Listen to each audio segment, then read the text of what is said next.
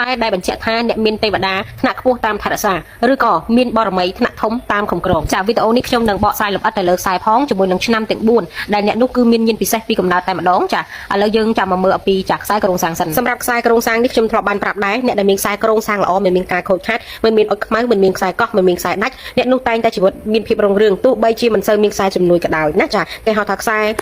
អ្នកដែលមានធម៌ពលជីវិតណាចាអញ្ចឹងឥឡូវយើងមកមើលចាអញ្ចឹងសម្រាប់ខ្សែចាដែលមានចាទេវតាថ្នាក់ខ្ពស់ឬក៏បរមីថ្នាក់ធំតាមថែរក្សាទី1អ្នកនោះច្រើនតែមានខ្សែវាសនាដែលចេញអំពីតួច័ន្ទឬក៏កដៃចាក៏ដោយចាគឺរត់ត្រង់ទៅរកចាតួសៅបែបនេះហើយមានចាខ្សែមួយមកកាត់ចេញជាចាសញ្ញាគុណបែបនេះណាចាបន្តមកទៀតអ្នកនោះច្រើនតែមានខ្សែខ្លីៗចាចេញអំពីខ្សែបេះដូងទៅរកចា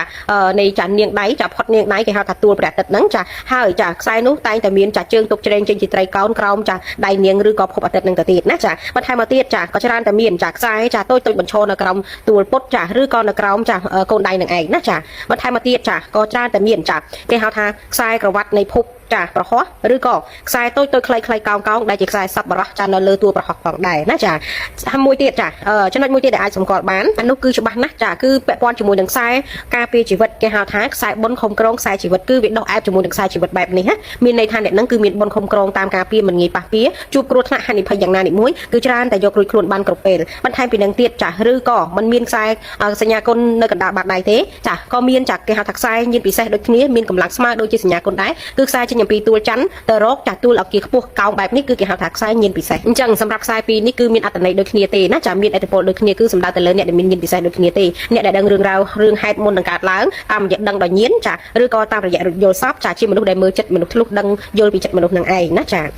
ខ្សែទាំងអស់នេះណាចាបើស្ថិតនៅលើចាដៃឆ្វេងនៃមនុស្សស្រី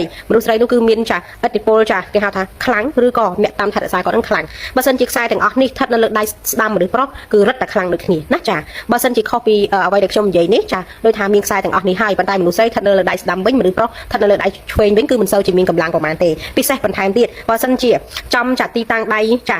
ខាងស្រីដៃឆ្វេងខាងប្រុសដៃស្ដាំចឹងហើយអ្នកនោះកើតនៅក្នុងឆ្នាំល្អនិងថ្ងៃល្អទៀតរឹតតែខ្លាំងណាចាសម្រាប់ឆ្នាំដែលជំរុញឲ្យមនុស្សចាដែលមានចាដៃសញ្ញានៃញៀនពិសេសនេះកាន់តែមានឥទ្ធិពលខ្លាំងគឺមានឆ្នាំចាចំនួន4ឬក៏ចាត់គេហៅថា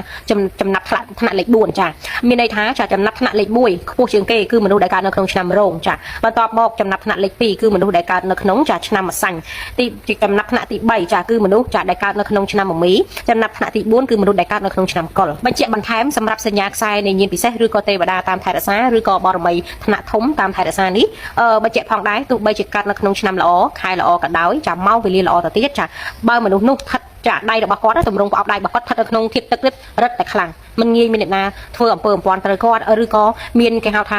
អមនុស្សឬក៏ពពួកមិនល្អណាមួយមកបៀតបៀនគាត់បានទេណាចាព្រោះចាគេហៅថាមនុស្សដែលមានកម្លាំងខ្លាំងពីកំណើតគេហៅថាអំណោយផលពីធម្មជាតិណាចាអញ្ចឹងគឺទាំងអស់ហ្នឹងគឺត្រូវតែស្ថិតនៅលើទម្រង់ដៃធាតុទឹកណាទម្រង់ដៃធាតុទឹកគឺជាមនុស្សដែលប្រកែស្ទាបស្ទង់ចិត្តមនុស្សបំផុតជាមនុស្សដែលមានញៀនពិសេសពីកំណើតណាចា